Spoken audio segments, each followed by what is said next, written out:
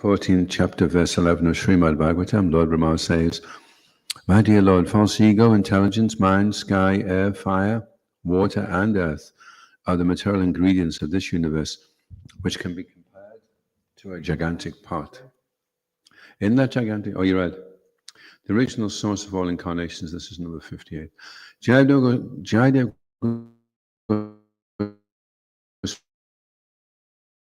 Swami in his form as a fish, and he has borne the whole universe on his back in the form of a tortoise. He has picked up this earthly planet from the water in the form of a boar. He has killed Hiranyakashipu in the form of Nrsimha. He has cheated Maharaj Bali in the form of Vamana. He has annihilated all the dynasties of the Kshatriyas in the form of Parashuram. He has killed all the demons in the form of Lord Ram. He has accepted the great plough in the form of Balaram. He has annihilated all the atheistic persons in the form of Kalki. And he has saved all the poor animals in the form of Lord Buddha. These are some of the descriptions of the incarnations emanating from Krishna. And from Srimad Bhagavatam, it is understood that innumerable incarnations are always coming out from the body of Krishna, just like waves in the ocean. No one can even count how many waves there are. And similarly, no one can count how many incarnations are coming from the Lord's body.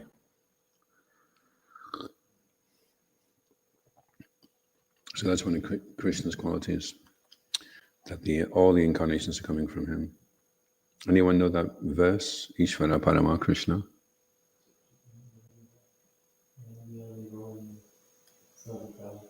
Sarva Karana Karanam. Sarva Karana Karanam means the cause of all causes. Ishvara Parama Krishna. Krishna is the supreme controller. Satchitananda Vigraha, his body is blissful, eternal, full of knowledge. And Adi Adi Govinda, everything is coming from him. Sarva Karana Karanam, and he's the cause of all causes.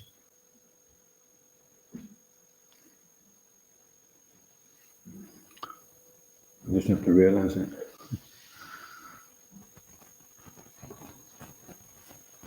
I just have to become real fast.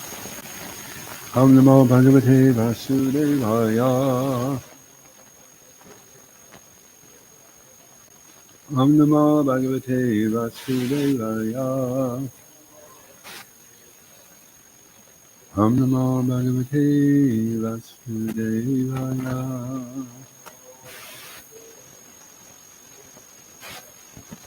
We're reading from the Srimad Bhagavatam. This is chapter 7. The chapter is 15 entitled. Anyone remember what it was entitled? Was it before?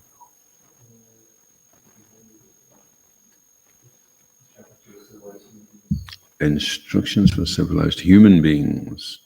And it's 6:30, is it? Yes. Chitta Vijaye Yataha. Yas Chitta Vijaye Yataha. Shan Nisango Parigraha. Shani Sango Parigraha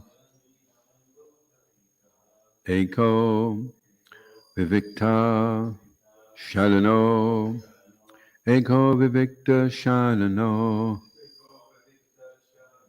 Bhiksho Bhaiksha Miti Shanaha Bhiksha Bhaiksha Miti Shanaha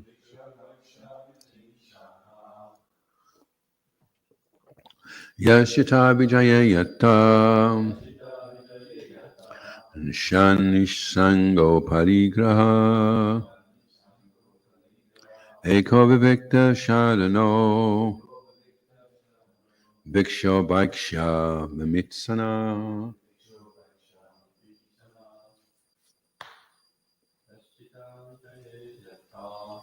Yashita Vijaya Yatta Parigraha Eko Vivikta Shalano Bhiksho Bhaksha Mita Shanaha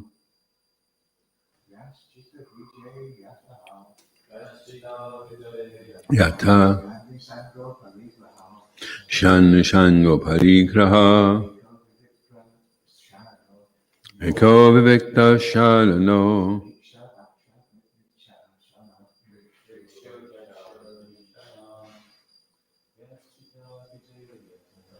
Yashita Vijaye Yata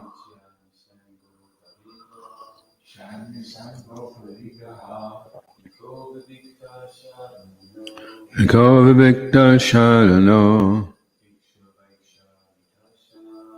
Bhiksha Bhaksha Mitashana Yaha, one who Chitta Vijaye, conquering the mind, Yata is engaged, Shat must be, Nasanga without contaminated association,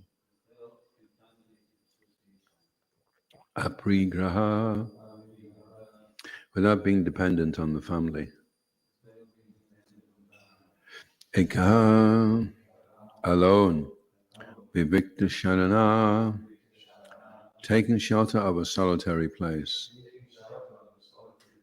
Bhikshu a renounced person, Bhaksha by begging alms just to maintain the body,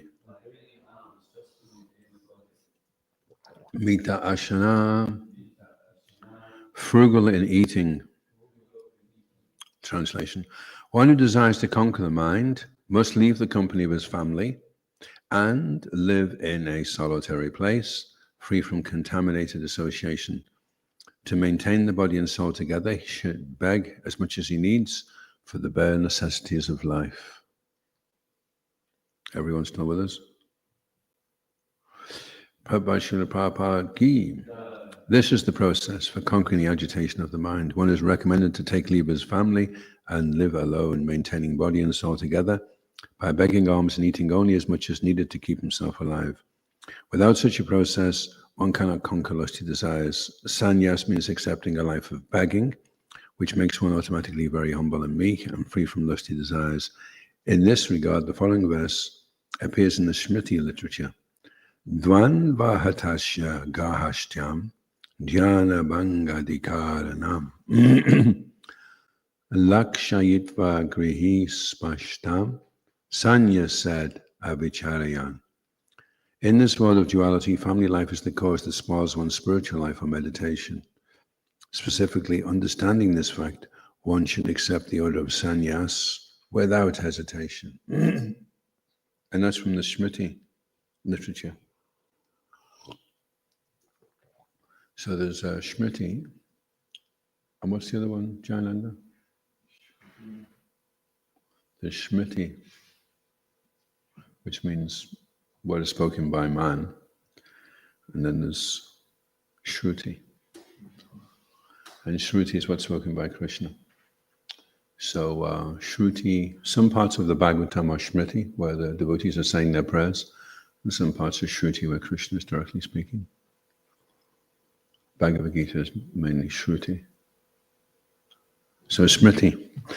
So that's instructions that have been given to us by great saintly persons, and it's saying that we should accept sannyas without hesitation. And in perspective, then, because in Kali Yuga it's difficult to take sannyas, and it's advised that in Kali Yuga, allowing your brother to beget children in the womb of your wife, although that's a Vedic thing, if you're not able to give children, but in Kali Yuga it's not recommended, and also it's not recommended to take sannyas. So you have to, what's it called when you take things and according to the circumstances? Deshakala Patra, time, circumstances, and candidate. You have to take that all into account, Deshakala Patra. And then you have to decide. That's why you need a spiritual master. That's why you need a living spiritual master, because if you just read the books, you can change it to what you think it should be.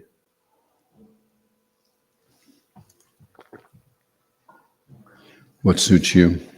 What best suits you?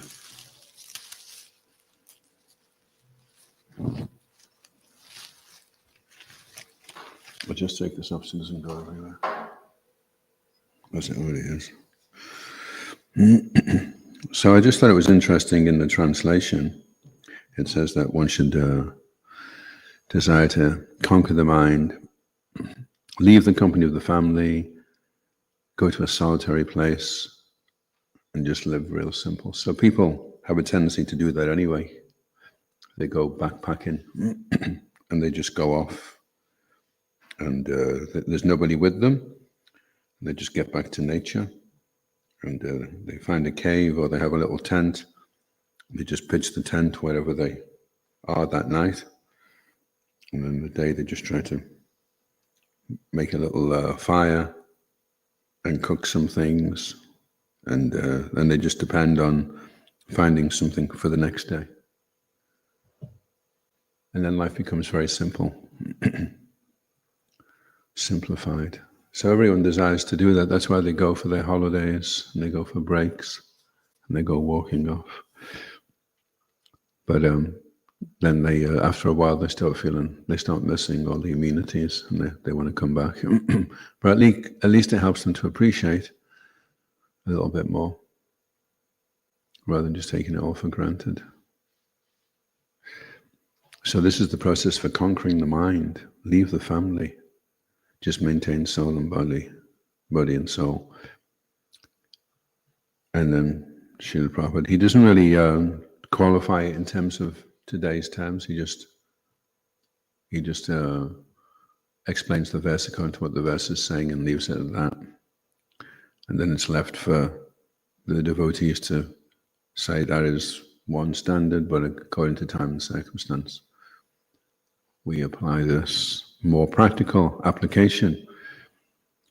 Sannyas means accepting a life of begging. So Sankirtan is like that. And so to do that, you have to be very humble and meek, and you have to be free from lusty desires.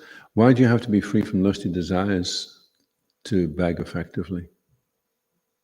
Why would lusty desires disqualify you from begging?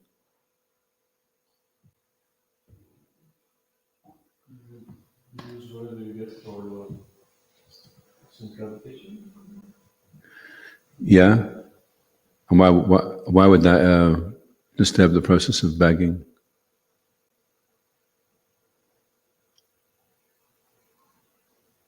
Because you could be begging for, and a lot of people are begging, and they have their begging clothes on. One of the street wardens was telling us years ago that you can see the same beggars a few hours later in the downtown. And they've all got their gear on, and they've been wearing their begging gear all day. And in the evening, out comes the good stuff, the good clothes. And and they've made, some of them are making like 200-300 a day begging, no tax. So you can beg like that. So why do those lusty desires disqualify you?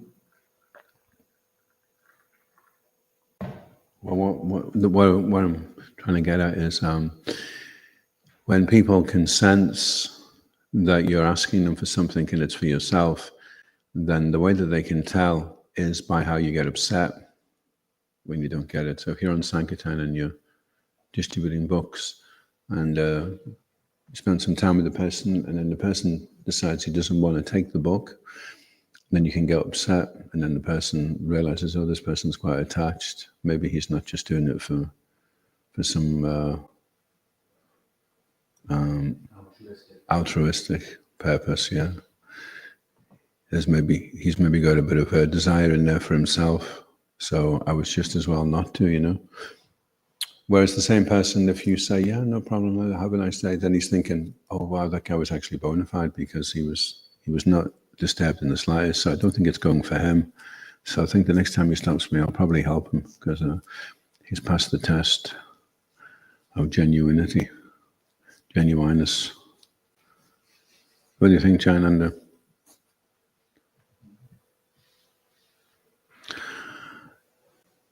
So lusty desires are not good. And so if the person's living very frugally, if a person's begging and he says he's starving and he weighs 32 stone, then you'd be wondering, he can't be starving that much. If he is starving, he's got a good couple of months before he's going to be finished. But if the person's emaciated and he's begging, you think, oh, looks like he needs a meal.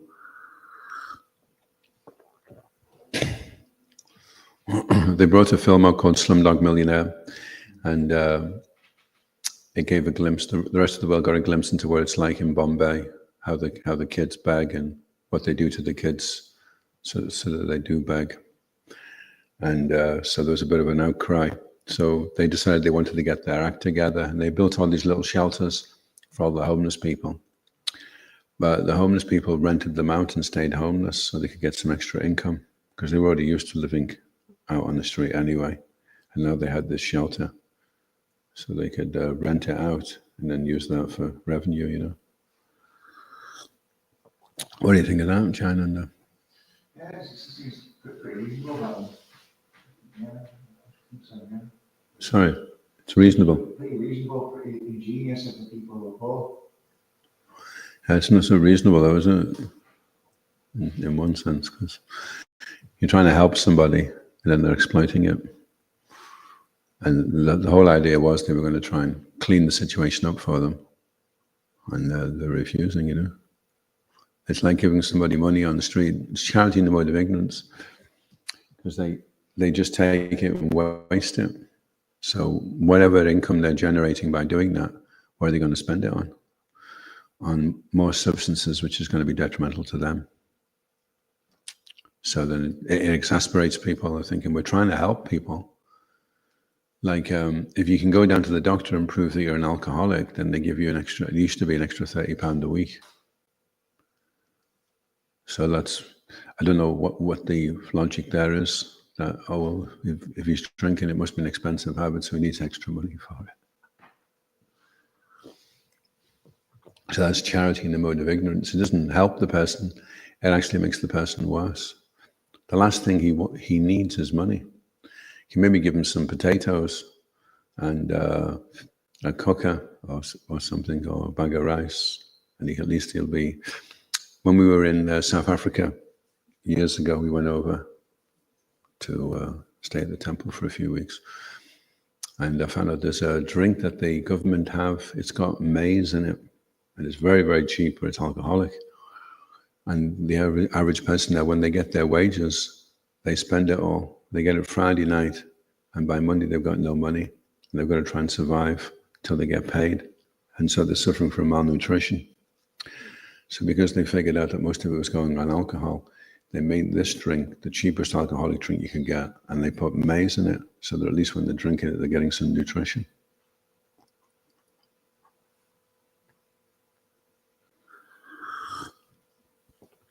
So the whole begging profession has become so heavily abused, and so some people refuse to give anything to any charity because they're just not sure, you know.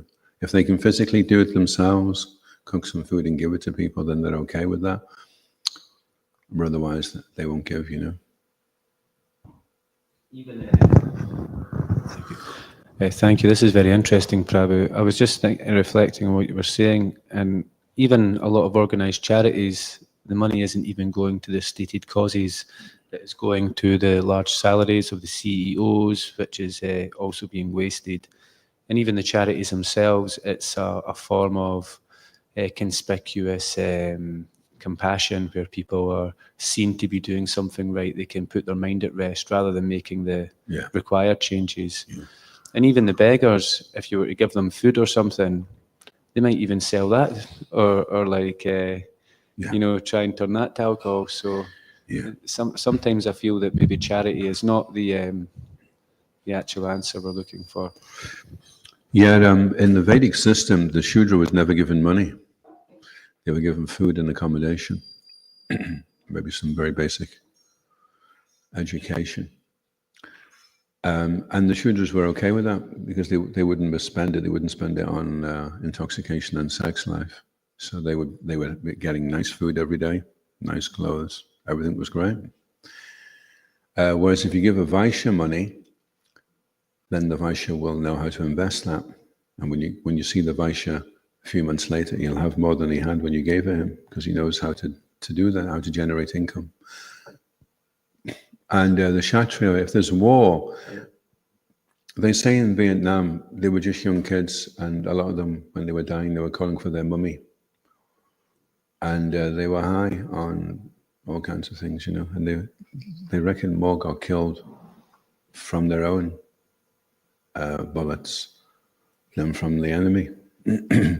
So you have kids going out, just young hippies, and they're scared, and they're Shudras, so they're not very brave. They don't relish the idea of going for a fight. And we're putting them all out in the jungle somewhere.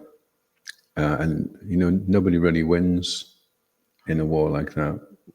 Whereas the Vedic system was, okay, clear this field, good, etc. We've got people to cook the food every day. We've got people to clear the bodies every day. Okay, send all the martial artists in. They like a good fight. Make sure the fight is fair. And then whoever wins, there's a kingdom to take over. Whereas we have a war now, they use these weapons which destroy everything. So when you do go in, everything's poisoned. So nobody wins. And everyone gets killed, not just the Kshatriyas. What do you think? And then you have the Brahmins. So the Brahmins were the ones that were the leaders. They would vote the leaders in also. They would have the best discrimination. They would be able to judge a person's character. This person is of high integrity. He should be leading the country. So that was the system. And although it's broken down now, just like you can say there's no sun anymore in Scotland because you can't see it because there's clouds there, but the sun still exists, it's just obscured. So you can stop the caste system and make it a classless society and try and make everybody equal, like in a communist state. But you can't cover the propensities that are there. Some will naturally be able to make money, some will naturally waste money, some will be inclined to fight and protect, and some will be thinkers. And then Maya Priti Jnana, they become scientists, bewildered by the illusory energy. What did the Shudras become, Jayananda? So you have Namandaskrita Mudha, Maya Priti Jnana, Asuram Bhavamashritaha, Naradama. So the Vaishyas become Naradama, they become sophisticated sense enjoyers. The Kshatriyas become Asura leaders, demonic leaders, and then the Brahmins become Maya Priti Jnana. Their knowledge is stolen by illusion, and they become the scientists.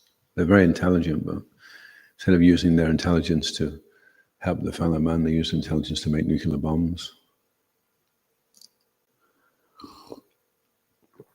And it's a shame because we do have a lot of knowledge and ability to manipulate the material energy, but it's all based upon how we can make money. So if it can't make money, then, you know, if you have a razor blade that never goes blunt, or a light bulb that never needs replaced, or a car that can run for 100 years, what's the point of that? Then you can't sell a person another car. Better sell them a nice shiny one, and in 5 years it looks trashed. Because with cars, they look great until they get one dent. You just need one dent and the car looks garbage. They've made them like that. And you're thinking, oh, remember that car I got 5 years ago? It's got a couple of dents in it now. I think I should get a new one. And then they make things higher. You know, they have so much technology, but if they bring all the technology out in one go, you know, there's a 1 megapixel camera. You wouldn't even touch it with a barge pole now. Then they brought out a 2 megapixel camera, and then a 4 megapixel. And then eventually now, you know, you can take a photograph of a crowd, blow it up, and you can recognize everybody's face. You know, like a football crowd, 50,000 people in. So I don't know what resolution that is. They couldn't have brought that out. They couldn't have brought that out straight away. But then they couldn't sell you 20 cameras in between, you see. So those 19 cameras now that you've chucked away form a non-biodegradable heap of garbage, all the phones as well, because they're just bringing out the technology bit by bit. And then defense is way, way ahead. You know, the things that we're fired up with now, they discovered those years ago in defense, but they just keep it hidden.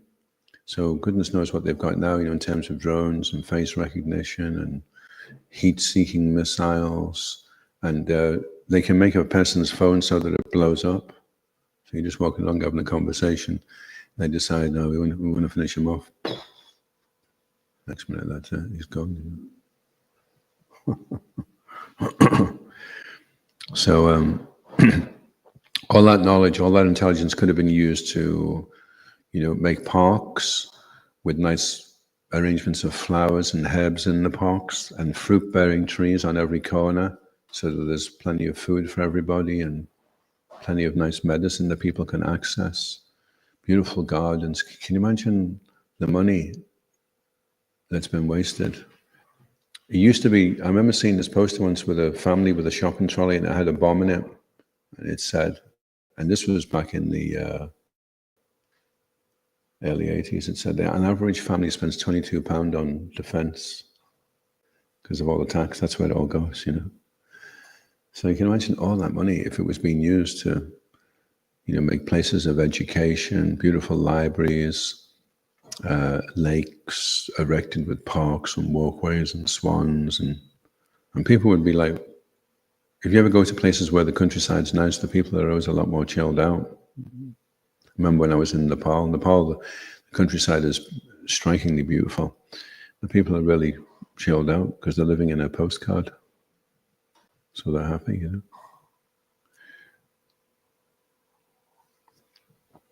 And you could make the cities so that they were, instead of making them, the quickest way you make it is you don't have any fancy stuff on it. So you just erect 4 sides, fill it with windows, and it's a clinical oblong rectangular shape, and then you make another one next to it, another one next to it. And there's no aestheticism.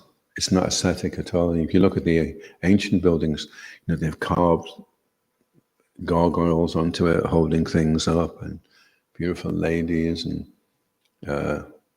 edifying the human spirit through these noble displays of character, and then gorgeously, all exquisitely carved. Why did they do that? It's going to waste so much time. Why not just do the cheapest, most efficient, Because they had some appreciation that the environment has an effect on the consciousness, and being surrounded by beautiful works like this will be good. So now we try to save so much money by making them all efficient, and then the people walking around become like animals, and then we have to spend more money on prisons and systems for trying to reform people.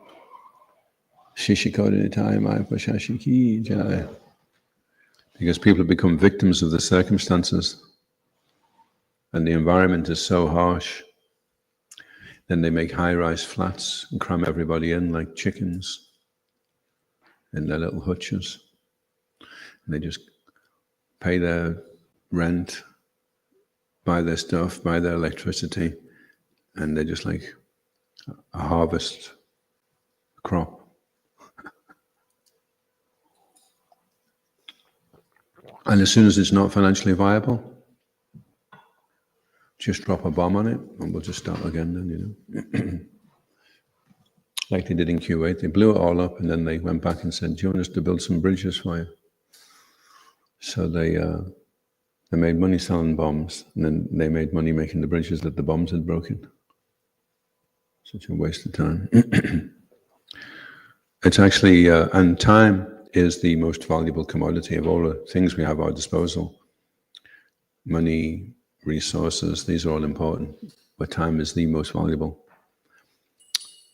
Because you can always get the resources back one way or another, but you can't get the time back. Once the time's gone, it's gone, Any questions or comments? Yeah, Alan.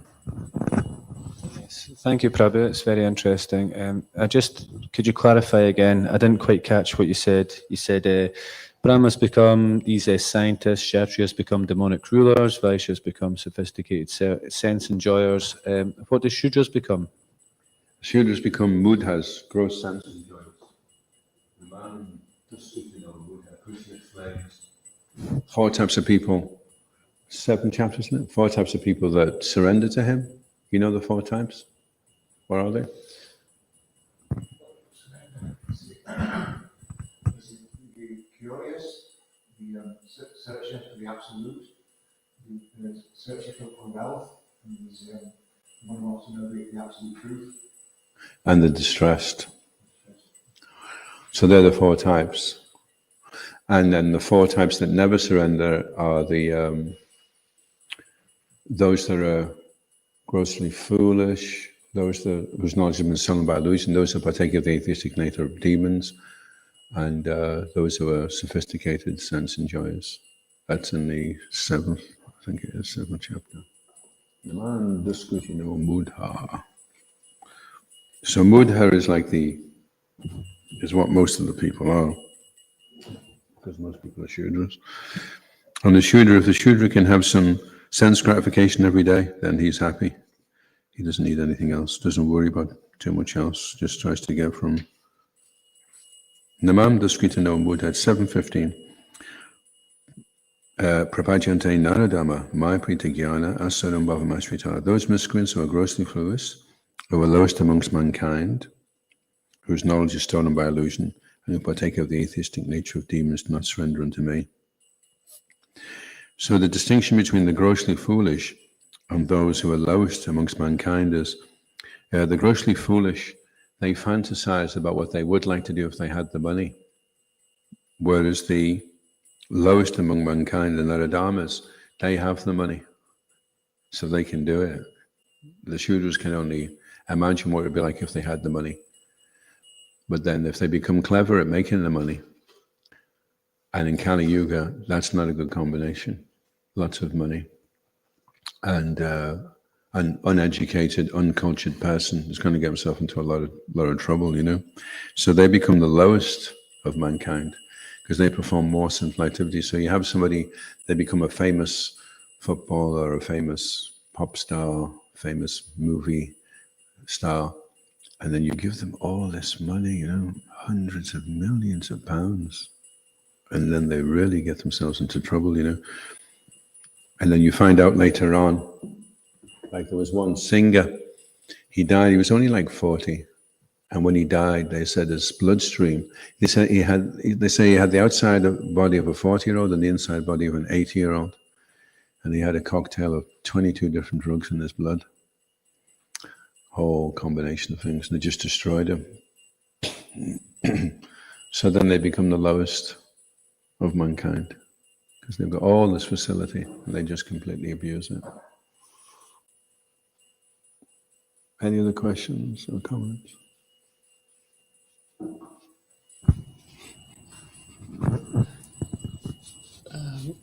Hare Krishna, at this like a question, maybe you were saying about the foolish ones that they think about how they don't have money, but they're gonna think about how they use it. Can it also be used like in a spiritual sense? Maybe we are not yet that advanced, but we can meditate on ourselves. Okay, I will do other books, or something like that. Is that a good thing? What was the question? Do you understand? Okay, I will try to rephrase. So you were saying about those foolish ones. They don't have money, but they think about fantasizing how to do it.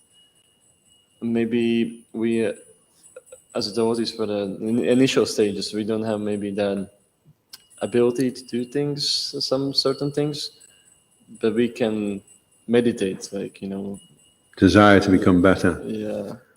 Desire to collect more money. Yeah, or just do better in Sankirtan. Well, that's good. Yeah, that's good to do that, to become more, because you're out there all day anyway, so you're better to become efficient, become expert at what you're doing, Learn how to... Actually, another way of looking at it is, because if you say to a devotee, do you want to come out today on Sankirtan, then he translates that in the mundane way that, do you want me to come out today and collect and try and get loads of money? That's the mundane way that... Whereas if you said to the person, Prabhu, would you like to come out today and experience some miracles that you'll never forget for the rest of your life? And he goes, yeah, that would be pretty cool. I wouldn't mind doing that, yeah, So we translate an activity which is very amazing into a mundane way of looking at it, which then could put us off. You know, we may do it for some time, and then after a while we start thinking, oh, we're going to go out and collect a load of money. So, and then that doesn't sound very spiritual. So then we put ourselves off. You know? Whereas what we're trying to do with the Sankirtan initiative right now is form a book full of photographs and stories of the miracles that took place when devotees were on Sankirtan, so that newcomers, or even people that have been around for a while that are a little bit averse to doing Sankirtan because they've maybe found it a bit difficult, a bit intense, and they read these amazing exchanges that people are experiencing when they go out, and they think, "Wow, I'd like to try that. I'd like to experience that as well." You know, so they become enticed, and as you do something, you become more expert at it automatically. Practice makes perfect, and if you want to do the service more efficiently and more expertly, then the real result is that when people come in contact with you on Sankirtan, they become so impressed and attracted. Like yesterday, there was one boy called Lorenzo, and he'd met Ishan on Sankirtan, and he was quite impressed with him, you know, quite attracted, and he wanted to find out more. So he came along for Rath Yatra, and that completely amazed him as well. And so now he wants to come and visit, come to the meetings that we have, and come to the temple also. So that's what should happen as you become more purified, more self-realized, that when people come in contact with you, they immediately become attracted and they want to be like you. They want to find out what is it you're doing that makes you like that.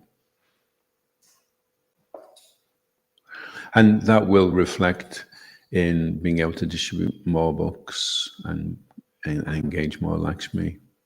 That will automatically. It's like when you're in the businesses, the people, they get to know you, and then you come back and it becomes consistent, and then they become more, they kind of develop more trust and everything. Okay, and then they can give more substantial amounts. Whereas on the street, it's a quick thing, you know, it's just like somebody's just come at them out of the blue, he's asking for something. You're not going to give him £1,000, you know, you'd have to know him a bit better and find out what it's going for. And that's why Sankirtan in the shops and businesses can be good, you know. But it's good training in the beginning is just to learn how to speak in a way which people can understand you easily and can be attracted by your character, and they get the feeling that you're well-intentioned and that you care about them to some degree or another. So you develop the art of how to communicate that. And of course, you can only communicate it if that's what you're feeling like. You know, you have to be, and that comes from chanting. That the chanting makes you pure, purifies you, and then when people come in contact with you and your sound vibration, then they perceive on a maybe not on a conscious level that this person is going to bring a lot of auspiciousness into my life. If I just go with what it is he wants, you know, what he wants me to do.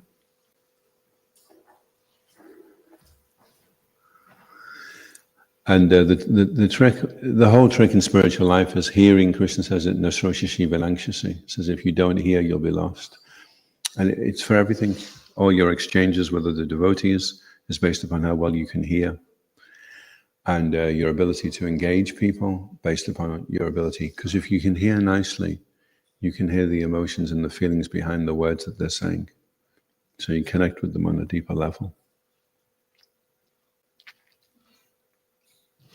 And then when the person is speaking to you and he realizes that you can hear him and you can understand what he's saying, that's like a big thing for them, you know. Wow, I finally met somebody that understands me, you know. Because most people are so busy trying to speak themselves that they're not really bothered about listening to anybody else. They're more worried about what they're going to say next So they're listening, but they're thinking, oh, when he finally shuts up, I'm going to tell him the story about when I met the Queen. So he's talking and talking. And then when he finally finishes, and he says, well, when I met the Queen, she had a pink dress. But that's got nothing to do with what has been said now. He spoke about something which was on that subject, but then he moved off into something else. And then finally he finished by saying, and that's why we found a red grizzly bear in the front of our living room last night. And then he finishes, and then you say, well, that's nothing. I met the Queen, and she had a pink dress on. And he's like, well, what's that got to do with the grizzly bear? But that was what you thought you were going to say. And then you stopped listening to him after that. So it's all disjointed. You know, if you recorded people's conversations and then you just wrote down, if you ever look at that, if you ever read a conversation, when the person's speaking, sometimes you wonder, why is he talking about that? It's got nothing to do with the other person. But he wasn't listening to the last thing the other person said. He was just thinking he was going to say that. So when he got a chance, he said it, you know. So it's all kind of disjointed.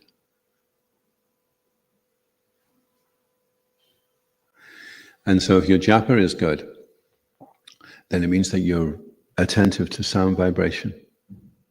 And then when people speak, you really hear it. And you hear what's going on behind it. And the people are amazed at you. I only said a few things, and he immediately worked out where I was at and what's going on, you know. Then he develops some faith in you. They maybe think you're a little bit mystical as well. And sometimes Krishna will do that as well. He'll just give you this ability. And you just say, are you from Hyderabad?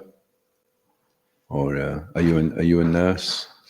And like, how did you know that? Okay, any last questions or comments? So, looking at this verse, it says, whoever desires to conquer the mind must leave the company of his family. So that obviously involves leaving the comforts of the family. So, for example, you might have a worker who's set up quite well with his wife. They've got a nice kitchen, they've got a nice carpet, they've got a place to sleep on, cleaning them every night. So, to want to give that up, just to conquer the mind, it says, live in a solitary place, free from contaminating association. So the process of having man like a son and daughter. So that it says, to maintain the body and soul together, he should beg as much as he needs. So you've got a guy who's going from sort of, who's been, say, a company executive, he's standing on the street corner with his hand out. So who wants to do that, really? Yeah, so that's why it has to be qualified, because this was spoken in India 5,000 years ago, and that was what was recommended. And in India, it's generally warmer, so you don't need to go to TK Maxx to get a coat. And so you can live very, very simply. And so then the challenge is, how can we take this ancient culture with all its instructions, and so then what's the revised edition of instructions for human beings? There's the Nectar of Instruction by Rupa Goswami, and that was written 500 years ago. So that takes all the essential instructions of the Vedic culture and brings it up now into today's. And so now it's not being recommended to take sannyas so much, although we do it because we preach and we take that risk. So then it has to be counterbalanced. You have if you look in the Bhagavatam, you have really, really strict instructions, and then you have really accommodating instructions that just take it up whatever your desires are, even if you desire material things or whatever, just take it up and it'll still be auspicious for you. And so we, as sadhakas, we're navigating our way through all the different instructions that we're coming in contact with, and we're trying to find the middle road so that we're not too loose and we're not too strict. Niyamagraha is, a Niyamagraha would just read that and say, that's it then. And he'd just walk off, leave his carpet behind, his fancy kitchen, his big job. But Niyamagraha means you just follow rules and regulations fanatically. You'd understand, well, why am I doing this? It's to remember Krishna. Well, will it help me remember Krishna, or will I become more distracted by all the different miseries and problems that are there? What if I do that? I walk off in my underpants, and a week later I've got some really, really serious illness, and I'm setting up in the cave in Ben Nevis, and I can't do anything. I can't chant, I can't read. I'm just lying there suffering, and then I die a few days later. Well, that was no use. So it has to be, Achiharapyasa Shabajapani Amagraha Jana Sanyas Lolam Cha Shabde Bhakta Vanashati. We have to avoid overeating, overaccumulating. At the same time, we need the necessities of life. And your necessities might be different. Somebody else's necessities to function, he may need more. And that's why it's self-realization. You've got to work out, is this going to hamper? Is this going to hinder me? Or is this going to help me? And it'll be different for different devotees, you know. Some devotees will need more facility, and some will just be naturally very renounced. And they'll be able to sleep little, eat little, and have little. And other devotees, they won't be able to function unless they sleep a lot. They need a fair bit of prasadam, and they need a comfortable situation to be in.